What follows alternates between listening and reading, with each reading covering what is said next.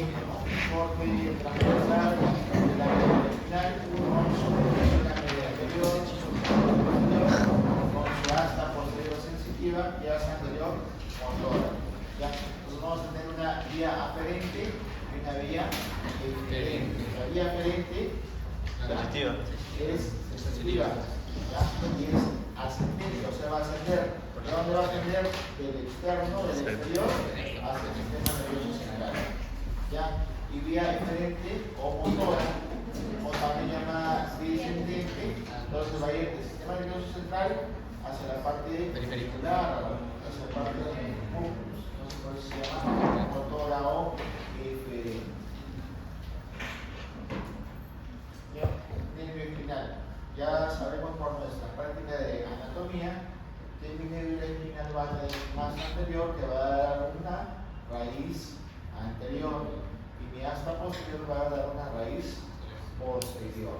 ¿Ya?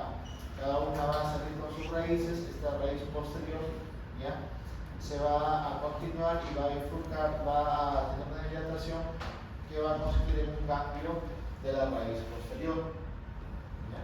Esta fibra anterior o raíz anterior se va a unir con esa raíz del cambio posterior y va a formarme el nervio espinal. ¿Ya? Esta raíz posterior es motor o sensitiva. Sensitiva. Esta raíz anterior es motora. Motor. ¿Ya? Y el cambio, este cambio de la raíz posterior, ¿qué hay en este cambio de la raíz posterior? ¿Qué encontramos en este cambio de la raíz posterior? Acumulación de cuerpos. De soma. ¿Ya? Soma, o en todo caso, cuerpos neuronales sensitivos. Acá en este cambio va a haber cuerpos neuronales sensitivos o somas neuronales. ¿Ya? Por lo tanto, este nervio espinal va a ser mixto. ¿Ya? Entonces, estas son fibras sensitivas aferentes, fibras motoras eferentes.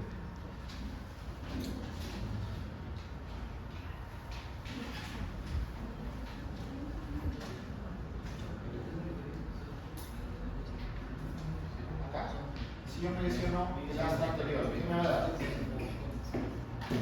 Si me lesiono mi asta anterior, acá, asta anterior, parálisis. La clínica va a ser parálisis. Si yo me lesiono en la parte posterior de la asta posterior, ¿ya? Pérdida de la sensibilidad, pérdida de la sensibilidad, pérdida de la sensibilidad. Acá tenemos cordón anterior, ¿ya?, asta lateral. Y en la asta lateral, ¿qué encontramos acá en la asta lateral? En mi asta lateral. ¿Dónde hay asta lateral? ¿Ah? ¿Dónde hay asta lateral? Así es regular.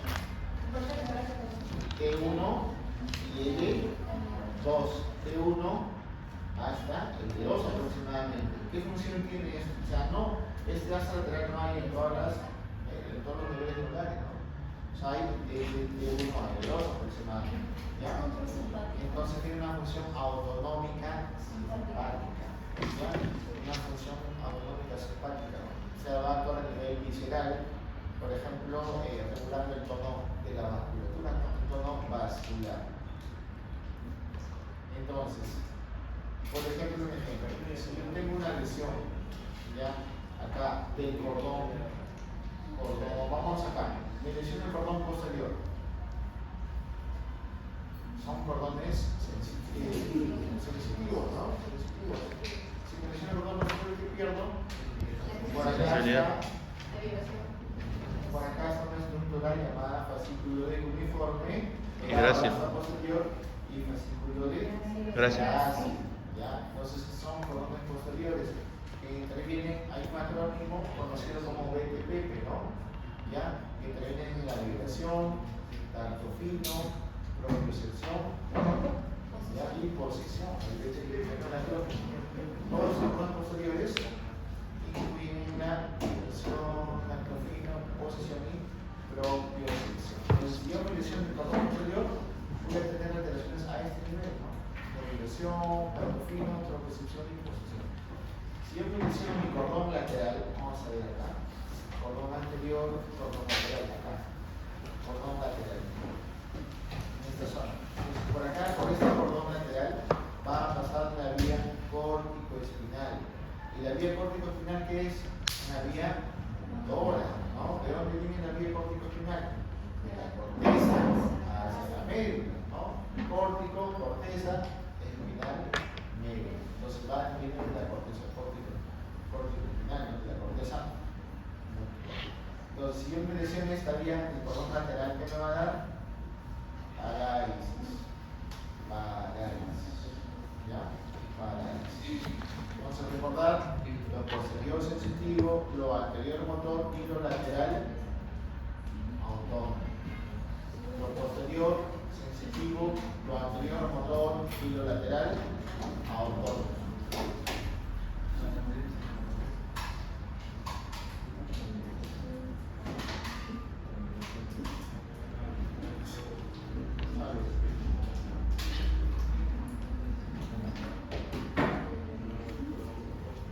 Igual acá, si me siento una raíz posterior, ¿qué me va a dar? Pérdida de la sensibilidad, raíz posterior, raíz anterior.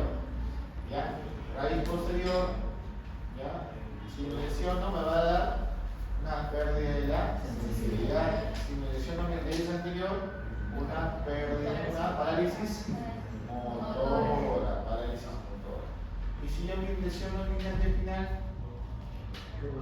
un déficit mixto, ¿no? Motor y sensitivo. Acá una lesión en este nivel, motor y sensitivo. Y si yo me lesiono solamente este cambio, el cambio de la raíz posterior, ¿Sensitivo? la parte sensitiva va a haber un dolor neuropático intenso. La parte sensitiva produce también dolor neuropático intenso. ¿Ya?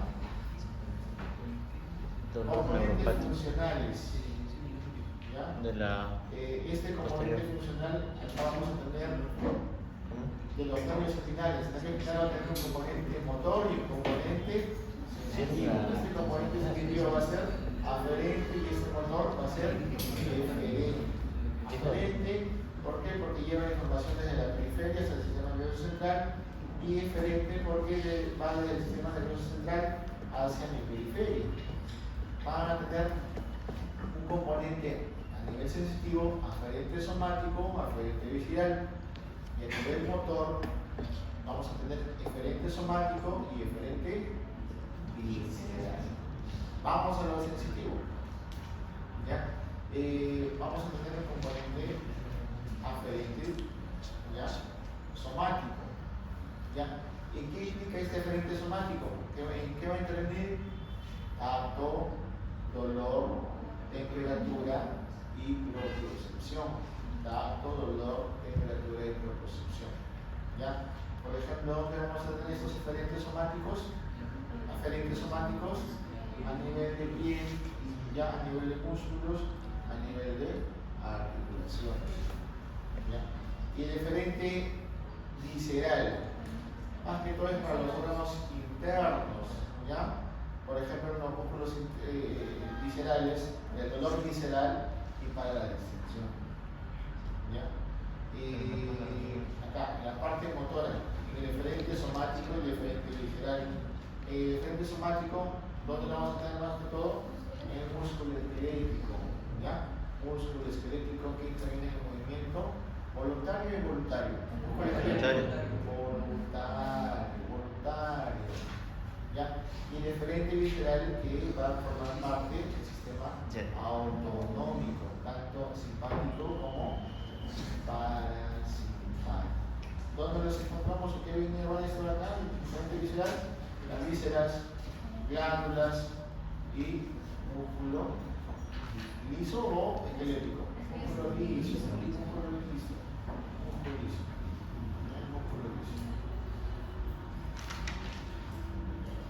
La eliminación de la sustancia gris. ¿Ya? Los histólogos han sido tan complejos que a estas astas anterior y posterior las han denominado y les han dado una nomenclatura en números romanos, llamándolas láminas de Rexel, ¿ya? Láminas de Rexel. Va del 1 al 10, ¿ya? ¿Ya? Esto donde a nivel de la sustancia gris, ¿no? Donde lo posterior es sensitivo, lo anterior es motor, y lo intermedio va a haber interneuronas, Entonces tenemos láminas 1, 2, 3, 4, 5, 6, 7, 8, 9 y 10. Entonces, de arriba empezamos con el asta posterior, la zona 1 o zona marginal. La lámina 1 o zona marginal, ¿en qué interviene? Dolor y temperatura. ¿Ya? Por acá va a pasar un tracto llamado espinotalámico. La zona 2, la lámina 2, es la sustancia gelatinosa. Ya interviene en la modulación del dolor. ¿Ya? La lámina 3 y la lámina 4 intervienen en el tacto fino. La lámina 3 y la lámina 4 intervienen en el tacto fino. La lámina 5 integra el dolor más el tacto, o sea, fusionan el dolor y el tacto. Entonces, eso es muy importante para el dolor de tipo referido, ¿no? Y lámina 6 interviene en la propiocepción, ¿ya? Sobre todo a nivel cervical y a nivel lumbar. La zona intermedia, ¿ya? Que incluye pues la lámina 7, va a ser un centro de integración.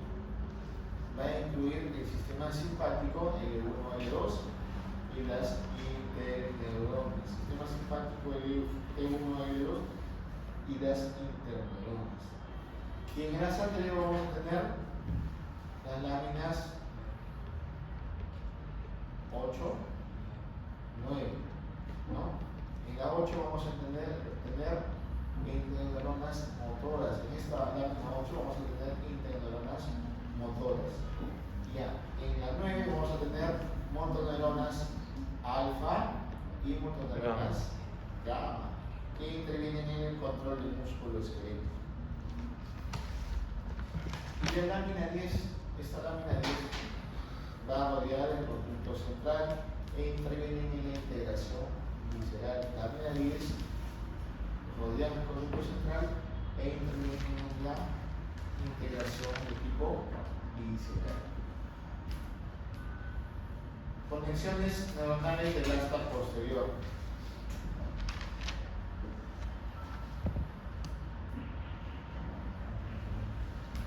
Esta de acá es el asta posterior. ¿Qué láminas tenemos en el asta posterior? Tenemos 1, 2, 3, ¿no? Las láminas 1, 2, 3 y demás hasta el 4 más o menos, ¿no? 4, 5, ¿no? Entonces, ¿qué va a haber acá? Va a haber un estímulo motor o sensitivo. Sensitivo. Van a percibirse acá o recibirse los estímulos de tipo sensitivo. O sea, perciben los receptores de estímulos sensitivos. Y acá también se va a modular el dolor. Estas son también la asta posterior. ¿Ya? Entonces van a haber fibras que van a entrar por esta asta posterior. Fibras A, ¿este qué es? Alfa y A es delta. A delta. Entonces va a haber dos tipos de fibras. Fibras alfa, beta y fibras A delta y fibras C, ¿no? Es grupo de fibras, ¿no? Fibras alfa, beta y fibras A delta y fibras C. Estas fibras A alfa y A beta son fibras gruesas. ¿Ya? Van a ser fibras gruesas, ¿ya? Van a ser fibras, por lo tanto, rápidas o lentas. Rápidas. Si son rápidas, van a tener mielina. Sí, porque van a ser mielinizadas. Entonces, acá van a ingresar el tacto, la presión y la propiocepción por estas fibras, ¿no? ¿Ya? Entonces, ¿qué va a hacer? Estas fibras que van a hacer funciones inhibir el dolor. Inhiben el dolor. ¿Ya?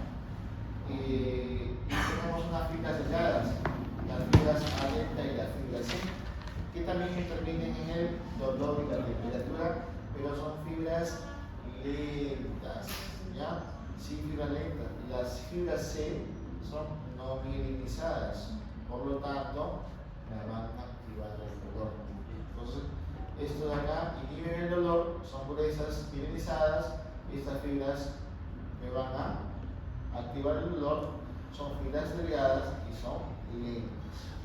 ¿Ya?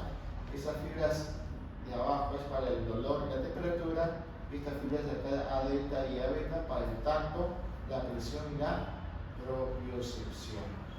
¿Ya? Pero para que actúen estas fibras va a haber acá una interneurona encefalinérgica. Esta interneurona encefalinérgica va a ser muy clave, ¿Dónde va a estar? En la lámina 2. ¿Ya? En la lámina 2, en la sustancia gelatinosa. ¿Qué función tiene esta interneurona encefalinérgica? Va a liberar encefalina, que es un opioide endógeno, ¿no? Y que va a inhibir la transmisión del dolor, va a dar un equilibrio. En esta zona no se usa también el tracto epiglotal. Por lo tanto, ¿ya? Si se activan mis fibras A, delta y C, ¿ya? ¿Qué va a pasar? El dolor va a aumentar, transmitiendo la señal a nivel del tracto espinotalar. Si se activan mis fibras A delta y A beta, ¿ya? Van a activar la interneurona encefalínérgica inhibitoria, bloqueando el dolor, por ejemplo, ¿ya? O sea, disminuye el dolor, ¿ya? Por ejemplo, si yo me golpeo, ¿qué hago yo a veces? Me golpeo, me subo, y con eso baja el dolor, ¿no? O me golpeo más, no. Me golpeo, ¿qué hago? Y con eso baja el dolor. ¿Qué no me pasa? La sobadita ya no me duele. Entonces, acá luego tenemos la utilización de las motoneuronas. Entonces, el tracto espinotalámico lleva el dolor y es muy importante el tracto espinotalámico, ¿por qué? Va a llevar el dolor y la temperatura, ¿ya? Va a llevar el dolor y la temperatura.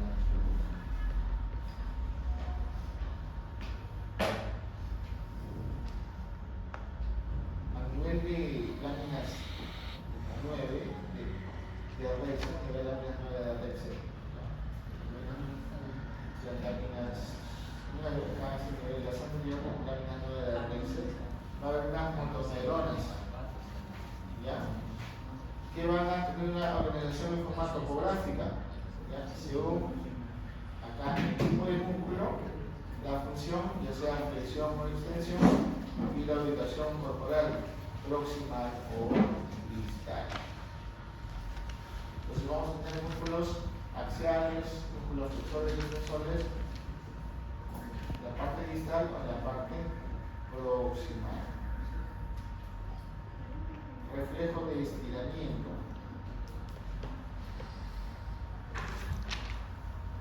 ¿En qué consiste este? Nosotros tenemos reflejos conocidos, ¿no?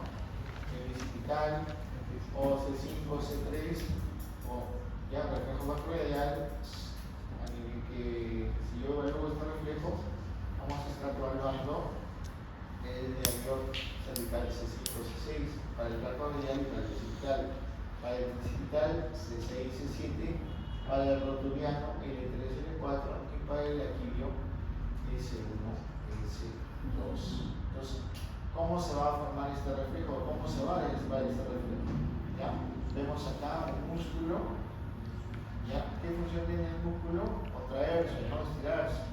¿Ya? También mantiene el tono muscular y controla la postura. Por lo tanto, el arco reflejo, ¿cómo va a ser el arco reflejo? Tiene que ver, ¿qué hay un arco reflejo? ¿Ya? ¿Qué tiene que ver?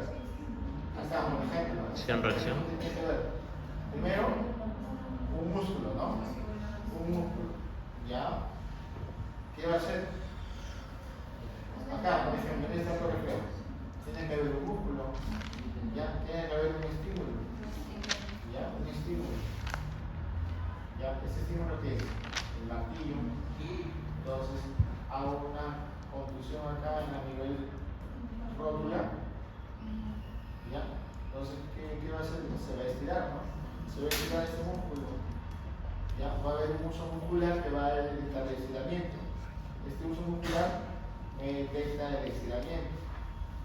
¿Ya? Entonces, al haber un contacto, ¿qué fibras se van a activar? ¿Qué vía? Aferente o referente. La vía aferente. ¿Ya? Vía aferente o sensitiva. Con fibras rápidas o lentas. Fibras rápidas, movilizadas. ¿Y a dónde van a ir? Hacia la raíz posterior. Hacia la raíz posterior. ¿Ya? ¿De qué? De la médula espinal. ¿Ya? Luego va a haber un centro integrador.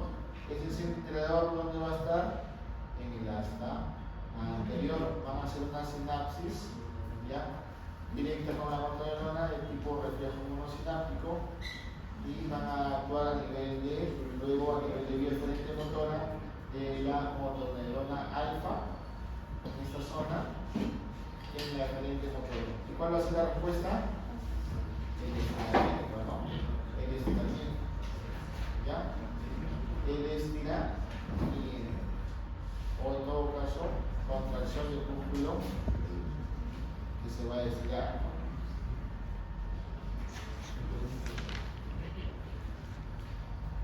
Motoneuronas gamma.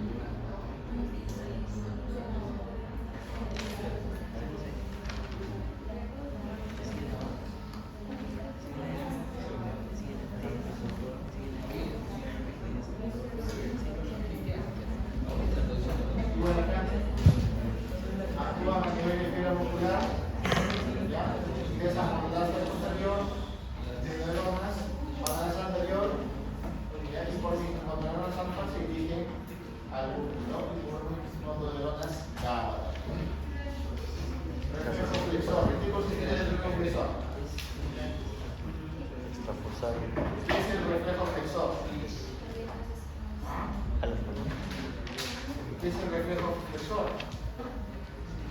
Es una respuesta autonómica. Va a ser una respuesta autonómica ante un estímulo doloroso. ¿Ya?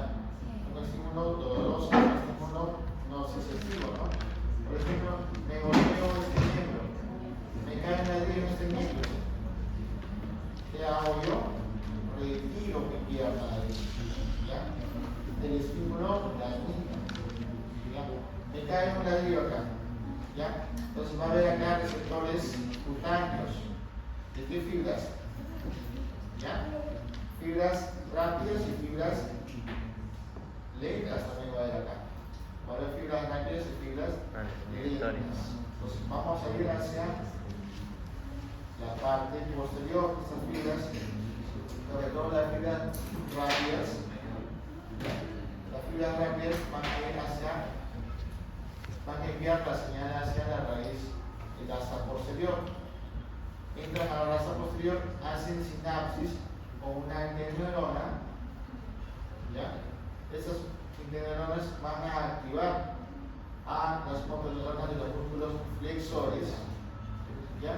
Y van a inhibir a otras neuronas, motoneuronas de los músculos extensores. Entonces, una respuesta final va a ser flexión del músculo afectado. Retiran el músculo afectado.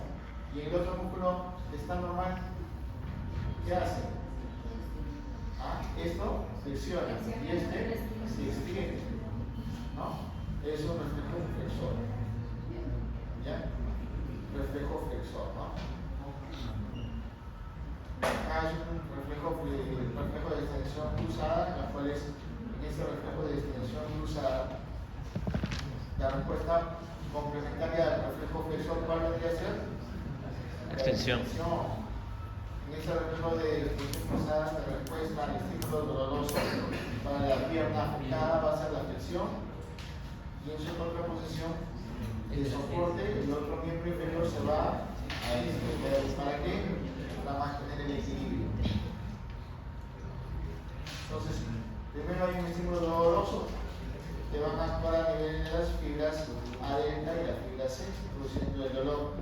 Se va a pasar a la raíz posterior. De todas formas, un estímulo ya en los cuales va a haber activación de músculos flexores para el lado dañado y extensores para el lado sano, ya contralateral, ya como medio de soporte, ¿no? Sustancia blanca. La sustancia blanca, sustancia blanca, va a tener también cordones. Va a haber tractos ascendentes y tractos descendentes. Vamos a encontrar acá en la sustancia blanca cordones posteriores. Esos cordones posteriores van a estar limitados por la línea media posterior y el surco ya posterolateral. De acá hacia acá tenemos cordones posteriores. De esos cordones posteriores vamos a tener dos específicamente: el fascículo de cuneiforme y fascículo de grácil. ¿Ya? Fascículo de cuneiforme y fascículo de grácil. ¿Ya?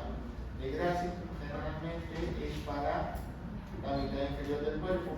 Intervienen en la sensibilidad, en el tacto fino, en la vibración y en la propiocepción. Y el cuneiforme la superior del cuerpo también para la sensibilidad, el tacto fino, la propiocepción y la vibración. ¿Ya? Van a cruzar en la médula, no cruzan en la médula, van a cruzar generalmente, se van a cruzar estos a nivel del bulbo. También vamos a tener un tracto espino cerebeloso y un tracto espino talámico. Acá tenemos el tracto espino talámico. ¿Qué interviene qué? En el dolor y la temperatura. Dolor y la temperatura. ¿Estos van a cruzar la médula?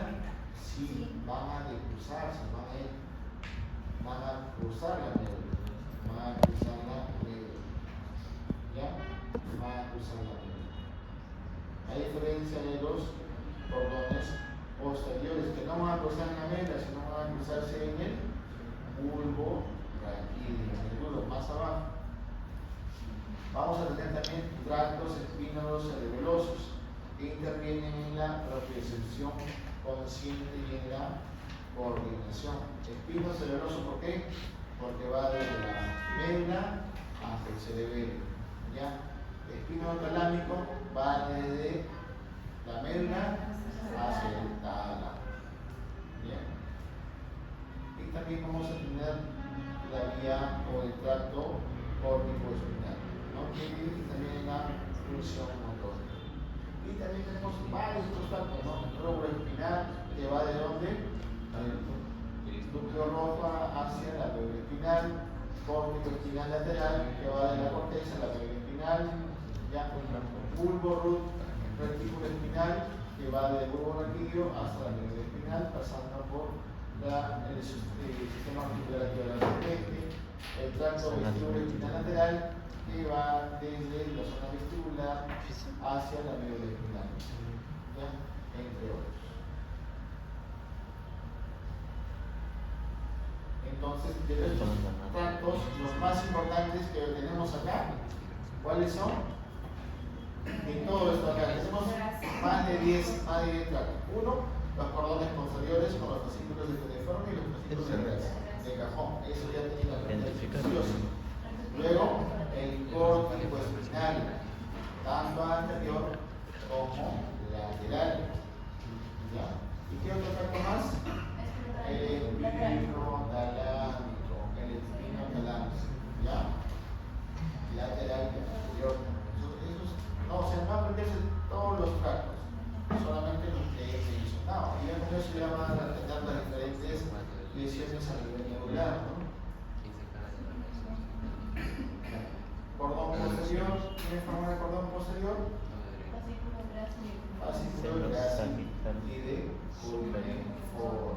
Donde van a iniciarse acá, en la parte medular, van a ascender ya a nivel de talmo y llegan hacia la La corteza. confluencia de los senos. Igual, tracto espinotalámico, ¿de dónde va a ir? De la médula espinal hacia la parte lateral del tálamo. El tracto espinocerebroso, ¿de dónde va a ir? Desde la médula hacia el cerebro. ¿Y cuál es la aplicación clínica de estos? Lo que hemos visto se va a aplicar acá, en este esquema, ¿no? En este cuadro.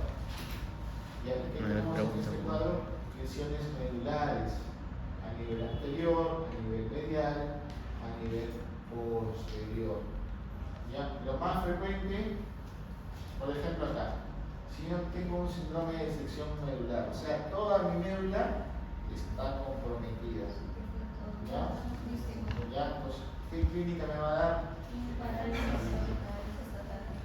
Dependiendo del nivel de lesión. Si tengo una lesión a nivel cervical, cuadriplejía. Si tengo una lesión a nivel dorsal lumbar, ¿ya? ¿no? Por ejemplo, les comenté Superman es el antiguo, ¿no? El original, los demás ya son Batman. Entonces, ¿qué hizo? Estaba en una habitación, se cae, se golpea, dobla el cuello, una plaquita, ¿ya? Fractura a nivel cervical, con sección medular completa. Entonces hizo un síndrome de sección medular. ¿Cómo quedó? Tetrapléjico, ¿no? Tetrapléjico. Una tetraplegia. Pero si mi lesión solamente está a nivel de una parte de la médula, también llamada síndrome de hemisección medular, o también llamada síndrome de Bronson-Wall. ¿Qué clínica le va a dar? El síndrome de Bronson-Wall.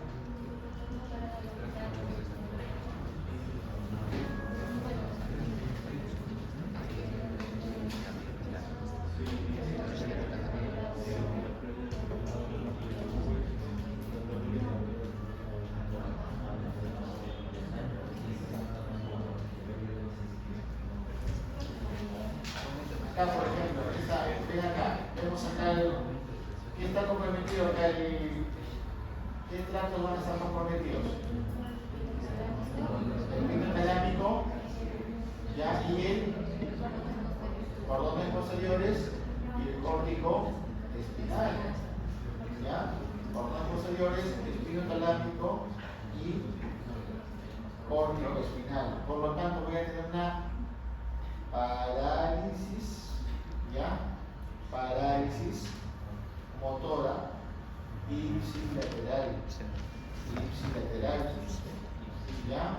Con trastornos del dolor y la temperatura contralateral, porque el espinotalámico que dijimos va a desplazarse, va a rozarse, ¿ya? Entonces vamos a tener una parálisis ipsilateral motora con pérdida de propiocepción ipsilateral y trastornos del dolor de temperatura contralateral. Si yo tengo un síndrome medular anterior, ¿ya? Esto generalmente se da en los infartos de la arteria espinal anterior, ¿ya? Por lo tanto, me va a dañar la parte anterior de la médula espinal, ¿ya? ¿Qué se va a afectar acá? ¿Qué caracos tenemos acá? Espinotalámico y córtico espinal. Espinotalámico, acá tenemos espinotalámico y por acá está el córtico espinal. Entonces, ¿qué voy a tener acá como clínica? Parálisis por el daño a la y el córtico espinal, ¿ya? Y trastornos para el dolor y la temperatura en la termoalgesia, ¿no? Pero va a haber conservación del cordón posterior, ¿no? Entonces va a haber conservación del tacto fino. Propiocepción. De la propiocepción y tacto fino, ¿no? Entonces, como consecuencia, yo un infarto de la arteria espinal anterior. También vamos a tener un infarto medular central. este infarto medular central, por ejemplo, si es que hay una lesión a nivel central, como en una siringomelia, ya va a producirme un trastorno del dolor, en anestesia y la temperatura en ambos lados, en faja, en cinturón, no se olviden. ¿Ya? En una siringomelia, que es un cuadro clínico característico en el cual va a haber un síndrome medular central, va a haber una alteración para el dolor y para la temperatura bilateral, pero sí va a conservarse el tacto fino, ¿no? Porque no se afecta a los órganos posteriores. ¿Ya? Se va a ver una disociación sensitiva a nivel del síndrome medular central. Esa es la Si yo función. tengo una lesión a nivel posterior, el síndrome del cordón posterior, ¿qué me va a afectar? Los fascículos de Gracie y los fascículos de cuneiforme. Por lo tanto, voy a tener alteraciones en la propriocepción, en la vibración, ¿ya? En el tacto fino. Generalmente sucede en los pacientes con deficiencia de vitamina B12, ¿no? Los veganos, que consumen solamente alfalfa, luego tenemos un síndrome de mielosis funicular, ¿ya? En los cuales también hay una degeneración combinada de vitamina B12. Los pacientes que usan a veces metformina, ¿ya? Pues tienen una deficiencia de vitamina B12. ¿Y qué afecta? Cordón posterior, ya va a afectarse el cordón posterior y va a afectarse la corticoespinal, ¿ya? Entonces, ¿qué voy a tener yo? Aparte del síndrome de cordón posterior, voy a tener una ataxia y una debilidad, ¿no? O una paresia o parestesia. Por lo tanto, broncepar me va a dar un patrón cruzado, ¿ya? Anterior, no hay dolor ni electromotores, central, pierde el dolor lateral, posterior, tacto fino y completo pierde Pero el si es dolor. todo, de acuerdo al de broncepar o inhibición medular, ¿no? Una parte de la periodontal. Acá, en esta zona. Luego, broncepar en mi sección medular. Se va a comprometer tracto espinotalámico, córtico espinal y cordones posteriores. ¿Preguntas?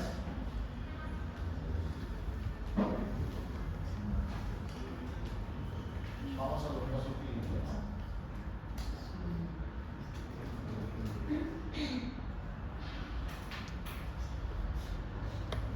Adelante, tomemos una.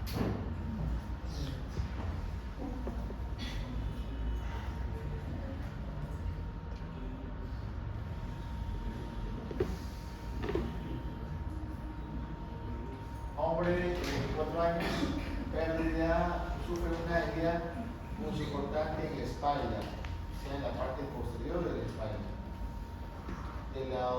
A nivel de T9 y T10 del lado izquierdo. 12 horas después presenta debilidad en la pierna izquierda con hiperretensia y signo de la ipsilateral. La activación sensitiva muestra pérdida de la vibración y posición en la pierna izquierda desde justo por debajo del ombligo y pérdida de dolor y temperatura en el hemicuerpo derecho. Inicia normalmente 2 niveles por debajo del ombligo. La fuerza y sensibilidad de las señales superiores son normales y el tono del esfínter anal está conservado. ¿Cuál es el diagnóstico? Síndrome de bronceado o de iniciación medular. Es toda una parte de la médula, ¿ya? Toda una parte de la médula. Entonces vamos a tener compromisos de fascículos de Gracie y cuneiforme, ¿no? ¿Qué más? Vía corticoespinal y espinotalámica. ¿Ya? Entonces vamos a tener acá, ¿qué va a haber?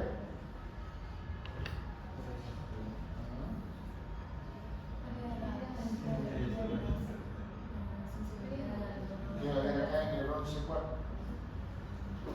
Motores, ¿no? Parencia motora y la posición a nivel de ipsilateral y contralateral, ¿ya?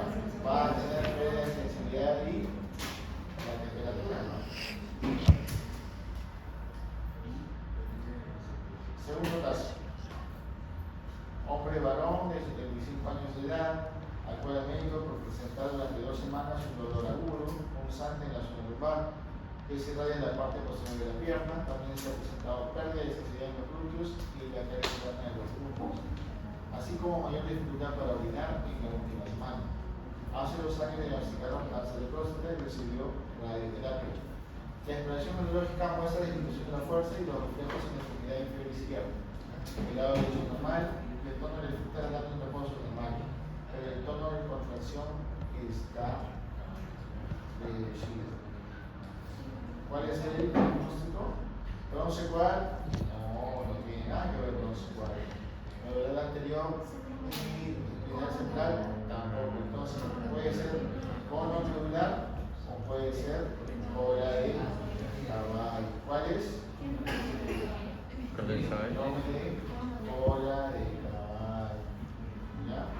Síndrome de cola de caballo. ¿Qué es el cono? La parte, esta parte de Acá, síndrome de cola de caballo. Hay dolor radicular intenso, es asimétrico, ya hay un déficit por ahí está. ya, También motor y hay una alteración progresiva de los esfínteres, ya en el síndrome de cola de caballo. Caso número 3. 1 hora después de someterse a una reparación quirúrgica de un aneurisma de la aorta torácica, un hombre de 70 años experimenta dolor intenso en la región tóraco-lumbar, debilidad y entumecimiento en ambas piernas. Parece pálido y ansioso. Su temperatura es de 36, pulso 95 latidos por minuto, la frecuencia respiratoria de 20 latidos por minuto y presión arterial baja, 95 sobre 65. En el examen físico muestra una disminución de la intensidad del dolor, la temperatura por debajo del microtigo. La fuerza muscular es de 1 sobre 3 en los miembros inferiores. La propiocepción y el sentido de liberación son normales en ambas extremidades inferiores. La sensibilidad y la función motora de extremidades superiores en toda la espalda están indemnes o intactas.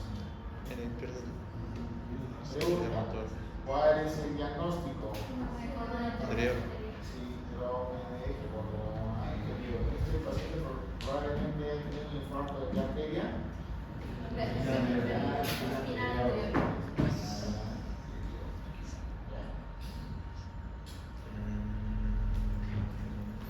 Síndrome de cordón anterior. Todas estas zonas que están implicadas por las vías tráfico lateral y el tráfico lateral y anterior. Siguiente pregunta. Salud. Varón, 74 años, hombre con esclerosis cervical conocida, sufre de caída hacia atrás con hipertensión del cuello. Desde entonces tiene debilidad marcada en ambas manos y debilidad leve en las piernas. Refiere hipoestesia al dolor y la temperatura en hombros y brazos en distribución en capa. Si tengo una distribución en capa, hay que pensar en capa, en cinturón, síndrome de cordón, o medular central, o este paciente tiene una sindromiela, ¿no? ¿Ya? Entonces, ¿cuál es la respuesta acá? Síndrome de médula espinal central. Síndrome de médula central. Está comprometido el tracto espinocalámico lateral.